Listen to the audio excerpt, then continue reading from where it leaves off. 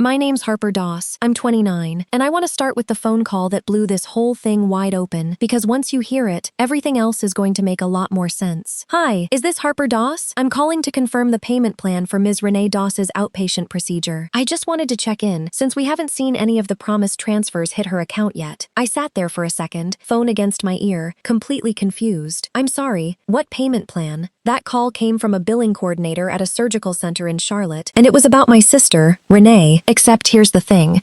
I'd already sent Renee $18,000 3 weeks earlier for what she told me was an emergency medical procedure. A procedure that, according to this woman on the phone, had never actually been scheduled at all. Okay, let me back up, because that sentence alone doesn't explain anything yet. I know, 6 months ago I got engaged to my boyfriend of 5 years, Theo. We'd been saving for a wedding fund since before he even proposed. Honestly, just quietly putting money aside every month because we both wanted something nice, but didn't want debt hanging over us afterward. By the time he proposed, we had almost $31,000 sitting in a joint savings account, earmarked specifically for the wedding. Venue deposit, catering, my dress, the whole thing. Then, about 2 months before the wedding, my sister called me crying. Renee's 4 years older than me.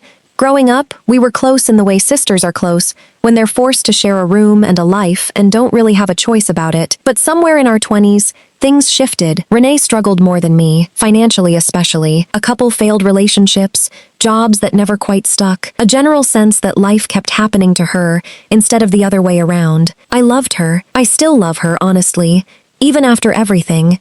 But I'd also learned, slowly, over years, that Renee had a pattern. Whenever things got hard, something dramatic tended to happen right around the time she needed money. I want to be fair here, though, and lay out the background properly, because you need to understand our family dynamic before you understand why I believed her this time, even knowing that pattern existed. We grew up in Gastonia, North Carolina, just outside Charlotte. Our parents, Wade and Colleen Doss, worked hard, blue-collar jobs. Dad at a furniture manufacturing plant, Mom as a school cafeteria worker. Nothing fancy growing up, but stable.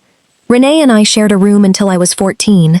She was the one who taught me how to drive in an empty church parking lot on Sundays. The one who covered for me the one time I snuck out in high school and got caught by our dad in the driveway. But there was always a difference in how our parents treated us. Subtle but real. Renee got more slack.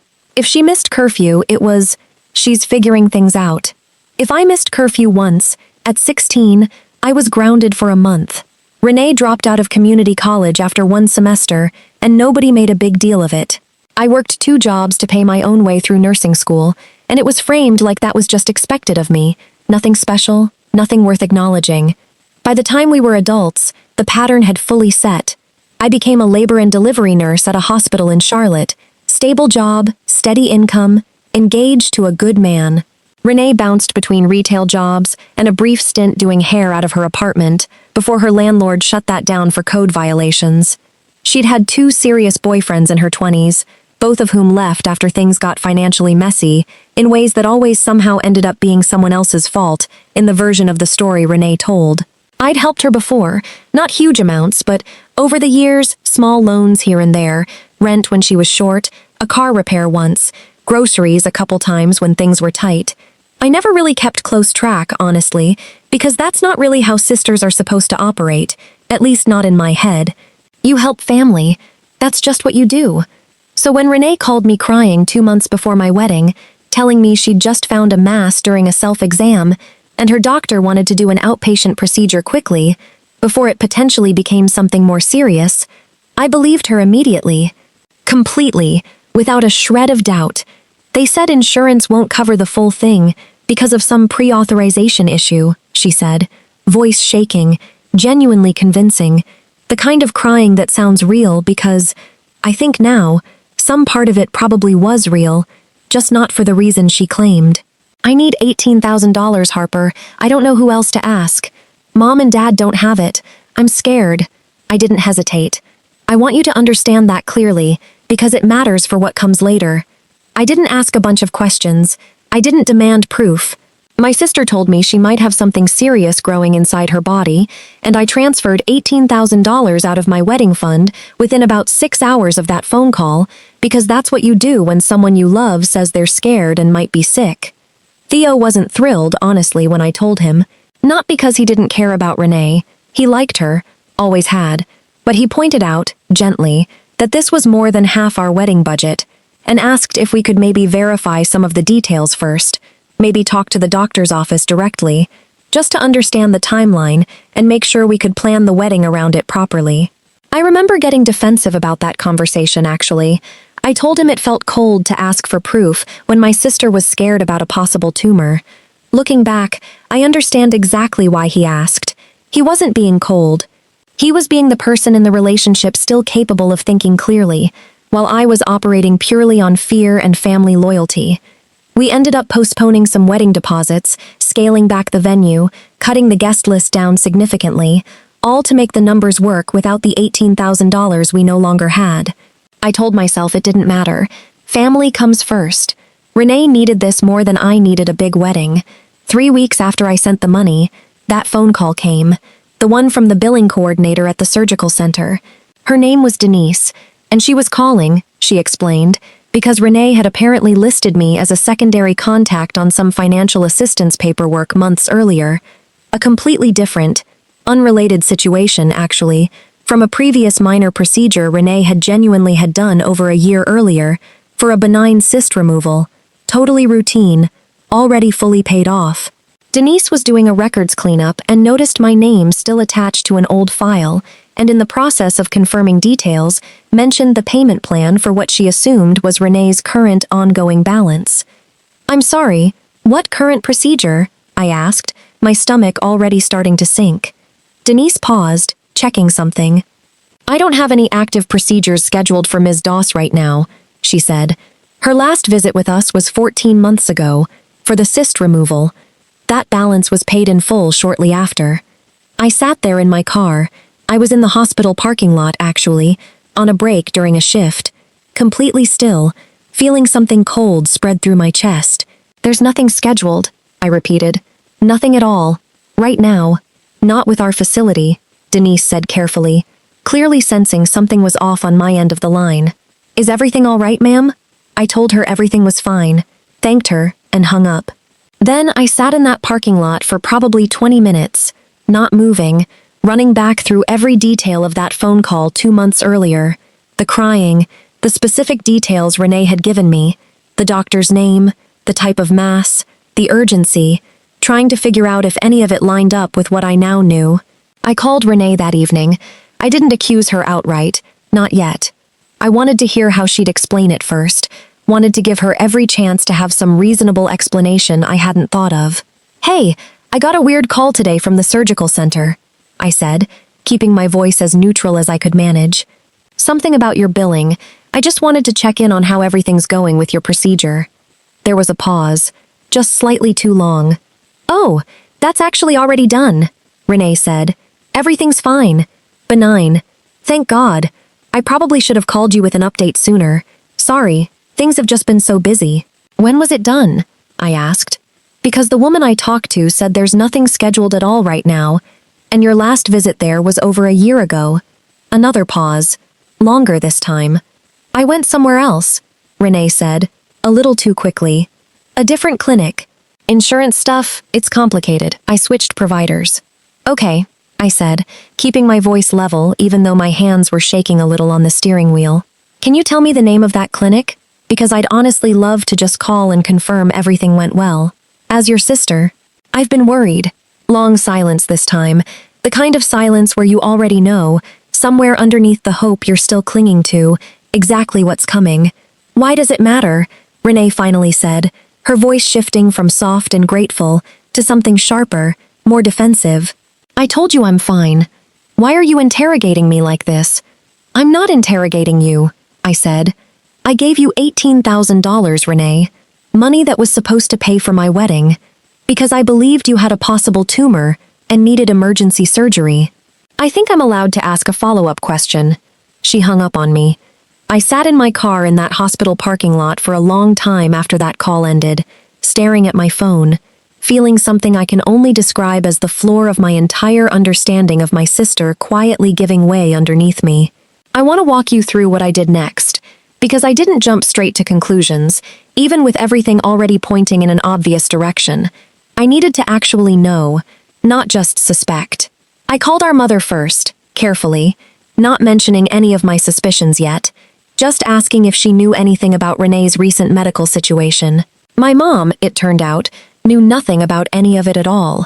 No tumor scare, no procedure, nothing. Which was strange in itself, because Renee and our mom talked almost every single day. About everything, down to what Renee ate for lunch most days. She never mentioned anything like that to me, my mom said, sounding genuinely confused. Are you sure that's what she told you? That confirmed something I already half knew, but hadn't let myself fully sit with yet. If something that serious had actually been happening to Renee, our mother, who Renee told everything to, would have known. I did something next that I'm honestly still a little uncomfortable admitting, but I think it matters for the story, so I'll tell you anyway. I asked Theo to help me look through Renee's public social media activity from the 2 months since I'd sent that money, just to see if there was anything that obviously contradicted a major surgery recovery. There was plenty. Photos from a weekend trip to Myrtle Beach with friends, posted about 5 weeks after I'd sent the money, tagged at a beachfront restaurant, looking completely healthy, laughing in a bikini in a way that didn't remotely suggest recent abdominal surgery. A new couch delivered to her apartment, posted with excitement about finally upgrading her living room. A concert she'd attended just 2 weeks before that phone call from Denise, standing close to the stage in a crowd, dancing. None of that is proof of fraud on its own, I know that. People recover from surgeries at different rates, and maybe some of that could theoretically be explained away individually. But taken together, alongside the fact that there was no scheduled procedure anywhere, alongside our mother knowing absolutely nothing about any medical emergency, alongside Renee's evasiveness and sudden hostility, the moment I asked one simple clarifying question, the picture became pretty clear. I confronted her in person about a week later. I drove to her apartment in Charlotte, and I brought printouts, the social media photos, a timeline I'd put together myself, dates and details lined up side by side. She let me in reluctantly. Her apartment did have a new couch. Nice one, too. The kind that costs more than $18,000 would fully cover, but a meaningful chunk of it, certainly. I know there was no surgery, I said, sitting down across from her, laying the printouts on her coffee table.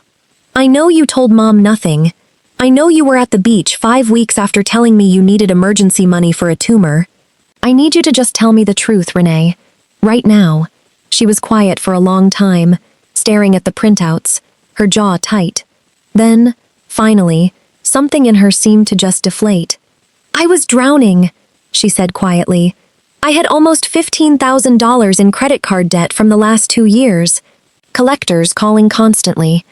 I was 3 months behind on rent, actually, and my landlord had already started eviction paperwork. I didn't know what else to do, Harper. I panicked. So you lied about having a possible tumor, I said, my voice flat, to get money from me, money that was for my wedding. I was going to pay it back, she said. Eventually, I just needed time. I didn't think you'd say no if I asked directly for debt help, but I also didn't think you'd give me that much money just for debt. You've helped me before, but never like that.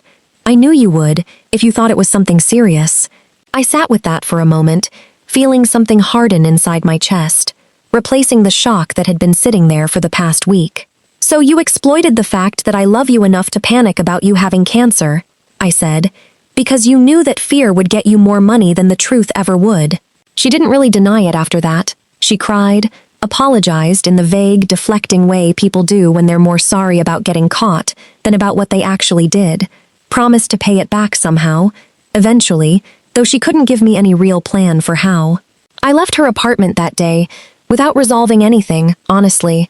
I needed time to think, and I needed to talk to Theo, and I needed to figure out what I actually wanted to do about all of this, beyond just feeling betrayed.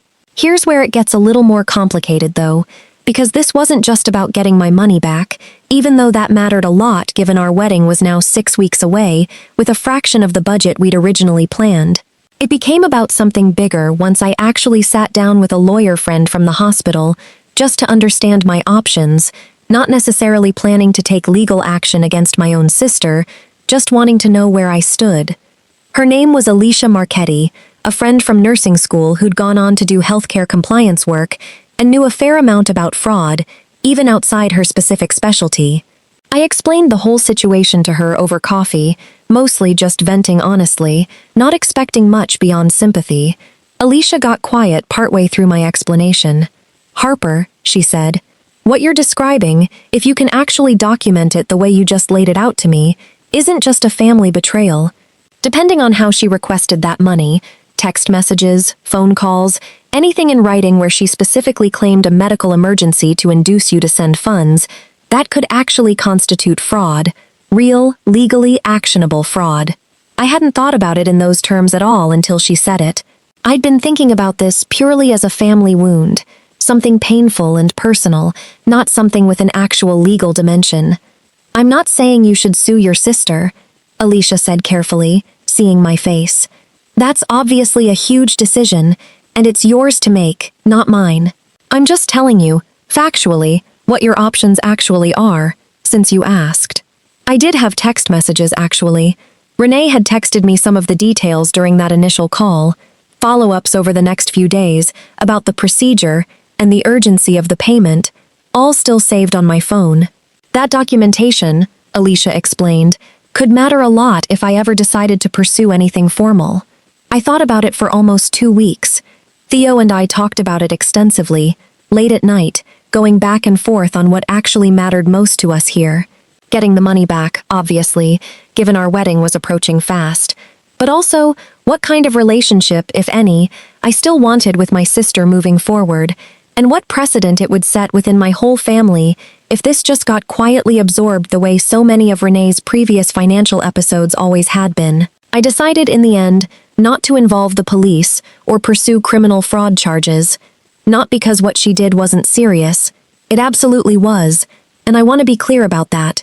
But because I understood, underneath the anger, that Renee genuinely was drowning, genuinely desperate, and while that doesn't excuse lying about a possible tumor to your own sister, it did make me want a resolution that didn't involve her potentially facing criminal charges, something that would follow her for the rest of her life, over money that, unlike some of these stories, I actually had a real chance of recovering another way. Instead, I told Renee, in a conversation I recorded with her knowledge and consent, specifically because Alicia had advised me that having a documented, on-record acknowledgement would matter if things ever needed to go further, that she had 90 days to return the full $18,000, through whatever means necessary, a loan, selling that new couch, whatever it took, or I would pursue a civil claim for fraud and take it to court, with the documentation I already had.